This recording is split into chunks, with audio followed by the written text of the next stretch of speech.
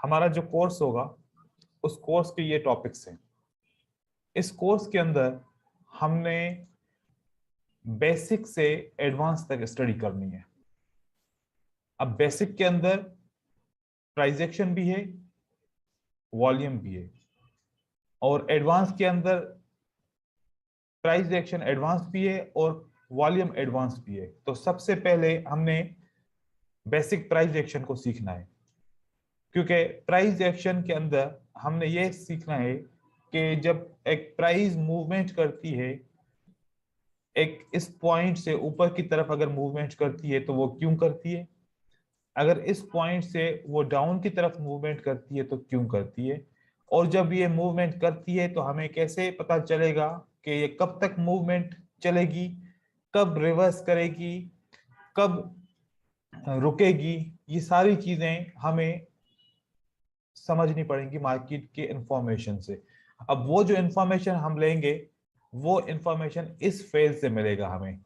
ये जो फेज है कैंडलस्टिक का फेज है। अब कैंडलस्टिक क्योंकि जिसके ऊपर चार्ट बेस करता है, जो हम जिस चार्ट को स्टडी करेंगे वो कैंडलस्टिक का चार्ट होगा। उस कैंडलस्टिक को रीड करने के लिए हमें कैंडलस्टिक की कंप्लीट एजुकेशन हासिल करनी पड़ेगी। ठीक है, कहीं पर भी कोई चीज समझ में ना आए तो आप उसी वक्त मुझसे सवाल पूछ सकते हैं। ठीक है, चलो अब यहां पर हम एक कैंडल बनाते हैं और उसके बारे में रीड करते हैं कि इस कैंडल का में क्या क्या है और क्या क्या हम रीड कर सकते हैं, और कैंडल के पार्ट्स भी पढ़ लेंगे। अब ये जो फिल्ड पार्ट है, अगर हम इसको फिल्ड करते हैं, ये देखें, ये फिल्ड जो हिस्सा है ये कैंडलस्टिक होती है, कैंडलस्टिक की बॉडी होती है। ठीक है, हम इसको यहां पर लिख सकते हैं कैंडल बॉडी।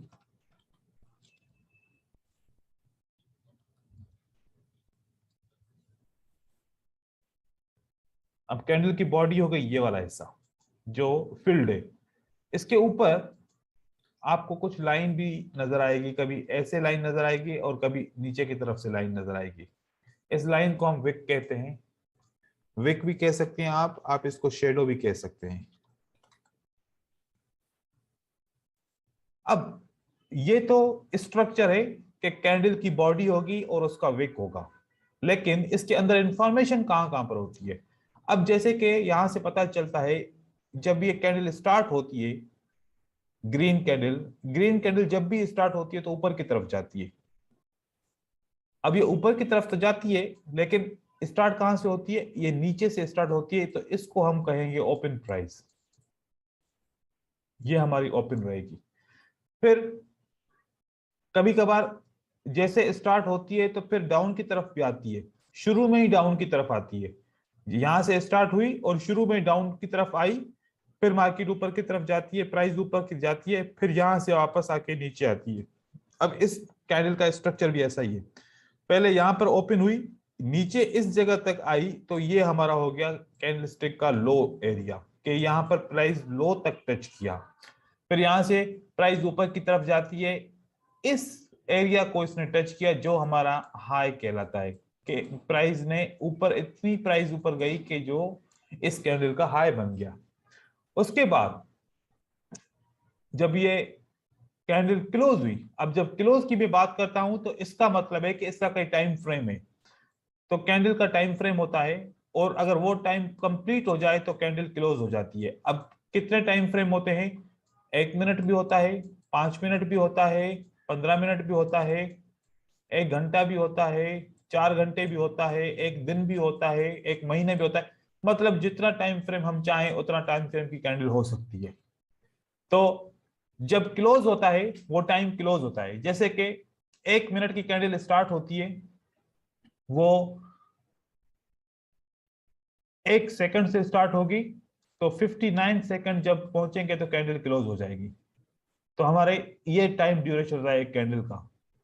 बाइनरी ऑप्शन के लिए जब हम बाइंग और सेलिंग के लिए प्रैक्टिस करते हैं और बाय और सेल करते हैं, तो दो पोर्शन होते हैं।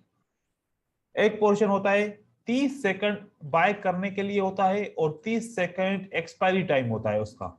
इस 30 सेकंड के अंदर हम बाय करते हैं, पहले सेकंड पे भी बाय कर सकते हैं, 5वें सेकंड पे बाय कर सकते हैं, 10वें सेकंड पे भी कर सकते हैं, 29वें सेकंड तक आप बाय कर सकते हैं। जब ये आप बाय करेंगे 29वें सेकंड तक, उसके बाद जो अगले 30 सेकंड होंगे उसमें आप कुछ भी नहीं कर सकते।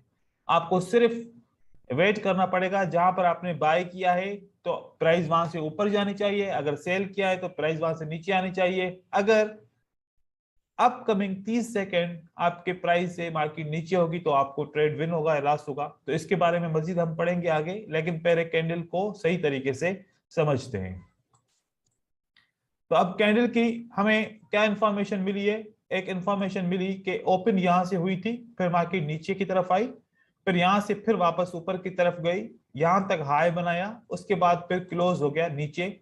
और ये चार इंफॉर्मेशन हमें रिटन फेज में मिलती हैं, ओपन, लो, क्लोज, हाई।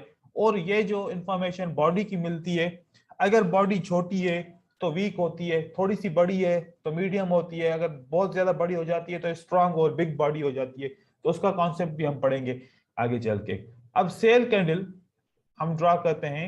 इस सेल कैंडल के लिए सेम हम इसको स्ट्रक्चर देते हैं, ये हमारा सेम स्ट्रक्चर बन गया सेल कैंडल का। अब सेल कैंडल के अंदर क्या डिफरेंस है, जो बाय के अंदर डिफरेंस है और सेल के अंदर, वो हम पढ़ेंगे। अब यहां पर इसका ओपन है, अब सेल कैंडल का ओपन यहां पर है और बाय कैंडल का ओपन यहां पर है, तो ये एक डिफरेंस है। क्लोज इसका नीचे है और बाय कैंडल का क्लोज ऊपर है, एक ये डिफरेंस है। लो इसमें भी सेम रहेगा और हाई इसमें भी सेम रहेगा। लो और हाई कभी भी चेंज नहीं होते, लेकिन ओपन और क्लोज चेंज होते रहते हैं। और बॉडी, ये रेड कैंडल होगी तो इसकी रेड बॉडी होगी, और रेड बॉडी का मतलब है कि सेल। अब हम कलर तो कोई भी इस्तेमाल कर सकते हैं, अगर कोई ग्रीन कैंडल यहाँ पर रेड की जगह पे ब्लू कैंडल का इस्तेमाल करे, ब्लू कलर का, वो भी कर सकता है, व्हाइट कर सकता है, ब्लैक कर सकता है, जो भी कलर करे, कलर से कोई मतलब नहीं है, कलर पहचान के लिए होता है। लेकिन हमें अगर दोनों कैंडल का कलर ग्रीन हो, सेलर की कैंडल भी ग्रीन हो, बायर की भी ग्रीन हो, आपको पहचानना ऐसे है कि ओपन और क्लोज की प्राइस के हिसाब से आपको पहचानना है। ठीक है, अब ये हमारे पास इंफॉर्मेशन आ गई एक कैंडल की। जो सबसे मेन इंफॉर्मेशन है कि कैंडल की बॉडी कितनी है, इसकी साइज कितनी है, फिर जो ऊपर का शेडो है या फिर जो नीचे का शेडो है, इसकी साइज कितनी है। ये जो ऊपर से विक जिसको हम कह रहे हैं, असल में ये होती है रिजेक्शन। क्या होती है? रिजेक्शन होती है।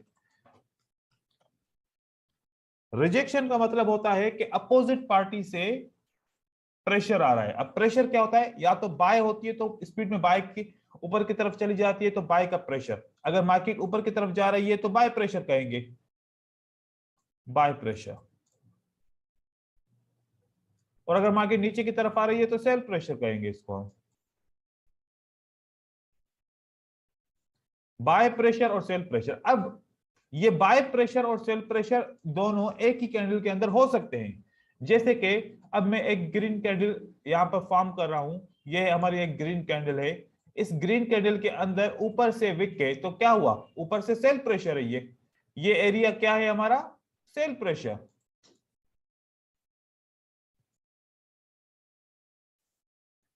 तो ये हमारी क्या रहेगी? बॉडी रहेगी। बॉडी किसकी है? बाय की है, तो इसको हम कह सकते हैं बाय प्रेशर। तो ऊपर से रिजेक्शन एक ही कैंडल में, अगर बायर की कैंडल है तो सेलर की रिजेक्शन आ सकती है। हर एक कैंडल के अंदर रिजेक्शन होती है। कभी कभार कुछ ऐसी कैंडल्स भी होती हैं जिसके अंदर रिजेक्शन नहीं होती, वो खाली उसके ऊपर न विक होता है न नीचे विक होता है। तो इन कैंडल के भी कुछ नाम होते हैं, जब हम नाम पढ़ेंगे तो आपको बताऊंगा कि इनके नाम कैसे होते हैं। तो कैंडल को समझना, अगर जो बेसिक में कैंडल की अंडरस्टैंडिंग नहीं कर पाता, तो आगे जब वो पहुंचता है दूसरी लेवल पे, तीसरी लेवल पे, अगर उसको कैंडल रीड करना और कैंडल के नाम नहीं आते तो उसको बड़ी परेशानी होती है। तो जितना हो सके बेसिक के ऊपर हम ज्यादा ध्यान देंगे, आगे चीजें आसान हो जाएंगी, आप खुद भी कर सकते हैं। लेकिन बेसिक बहुत ही इंपॉर्टेंट होता है। तो अब हमें क्या पता चला कि ये जो विक कैंडल के नीचे या ऊपर होता है, असल में ये सेल प्रेशर या बाय प्रेशर होता है। अब आप मुझे बताएं, जब बायर बाय करता है, देवेंद्र आप बताएंगे, जब बायर बाय करता है तो प्राइस ऊपर की तरफ जाती है या नीचे की तरफ आती है? सर ऊपर की तरफ। बिल्कुल। और जब सेल करता है सेलर तो प्राइस किस तरफ जाती है? सर डाउन हो गए। अब यहां पर एक सेल की कैंडल है, ठीक है, ये सेल की हाँ कैंडल जी। है, इसमें मैंने देखा कि नीचे की तरफ से एक शेडो है। अब नीचे ये हाँ कौन आया जी। था, बताएं? सर बायर आए होंगे जो जिससे रिजेक्शन हुआ है। रिजेक्शन हुआ, तो इसका हम कह सकते हैं कि बायर इस कैंडल में नीचे की तरफ से एक्टिव है, राइट? हाँ जी सर। तो वो भी एंटर हुए हैं। अच्छा, अगर मैं एक कैंडल ड्रा करता हूं, इस कैंडल के ऊपर से एक विक है, तो इसमें मैं क्या कहूंगा कि इसमें किसका प्रेशर आया था और फिर किसने कंट्रोल किया? सर सेलर का प्रेशर आया और सेलर ने पूरी तरीके से कंट्रोल कर दिया। नहीं, पहले जो तो बायर नीचे का से। प्रेशर आया ना, पहले तो बायर ने ऊपर लेके गया मार्केट को। पहले कौन लेके गया मार्केट को ऊपर? सर हाँ सर, पहले बायर लेके गए ऊपर तक, फिर उसका सेलर का ज्यादा प्रेशर की वजह से ये डाउन हो गए बिल्कुल। बिल्कुल डाउन हो गया, वेरी गुड। और देखें, जब ये डाउन हो गया तो फेल कौन हो गया इसमें? तो बायर्स फेल हो बायर गए। फेल हो गया। जब एक रेड कैंडल में ऊपर से रिजेक्शन आएगी तो बायर फेल हो जाएगा, और जब एक रेड कैंडल में नीचे से रिजेक्शन आएगी तो बायर एक्टिव है। ये दो चीजें याद रखनी हाँ है, जी। ये दो चीजें सिंपल सी है, ये याद रखनी है कि एक रेड कैंडल के अंदर जब नीचे से रिजेक्शन आती है तो उस वक्त जो बायर एक्टिव होता है, और एक रेड कैंडल में जब ऊपर से रिजेक्शन आती है तो उस वक्त बायर फेल होता है, क्योंकि वो कंट्रोल्ड हो चुका होता है सेलर की तरफ से, राइट? यस अच्छा, सर। अब यहां पर एक ग्रीन कैंडल की बात करते हैं। चलो एक ग्रीन कैंडल को देखते हैं। ग्रीन कैंडल के अंदर ऊपर से एक रिजेक्शन है, तो अब बताएं कि सेलर एक्टिव है या सेलर फेल है? सर सेलर एक्टिव है, लेकिन मतलब मतलब बायर्स ज्यादा हावी है सर। बायर ज्यादा हावी है, बिल्कुल, लेकिन हाँ एक्टिव जी। तो है ना सेलर। हाँ सर, सेलर एक्टिव है, पर वो कैंडल को जिस तरीके से नीचे ले जाना चाहिए वो ले जा नहीं पा रहे हैं। बिल्कुल ऐसा ही है कि सेलर एक्टिव हैं, भले थोड़े हों या ज्यादा हों, लेकिन एक्टिव तो है ना यहां पर, ठीक है। हाँ जी अब सर। यहां पर जब मैं बात करूंगा कि यहां पर तो सेलर बिल्कुल भी एक्टिव नहीं है। अब यहां पर सेलर आए थे, किसने कंट्रोल कर दिया? बायर ने कंट्रोल कर बायर्स ने। दिया। तो अब यहां पर इस रिजेक्शन, ये रिजेक्शन किसके फायदे में है? बायर के फायदे में है। ये रिजेक्शन हाँ सेलर जी। के फायदे में है, क्योंकि यहां पर बायर, सेलर आया था, नीचे लेके आया मार्केट को, बायर ने उसको प्रेशर से कंट्रोल करके मार्केट को ऊपर की तरफ ले गया। इसका मतलब है कि सेलर फेल हो गया। Yes sir. अगर सेलर स्ट्रांग होता तो फिर रेड कैंडल बनाता। सेलर नीचे तो आया, लेकिन फिर बायर ने इसको कंट्रोल कर दिया। तो अब हम एक कैंडल की इंफॉर्मेशन को समझ चुके हैं, और उसके ऊपर और उसके नीचे वाले विक की मीनिंग को भी समझ चुके हैं कि ऊपर का विक रेड कैंडल और ग्रीन कैंडल में डिफरेंट डिफरेंट मीनिंग है।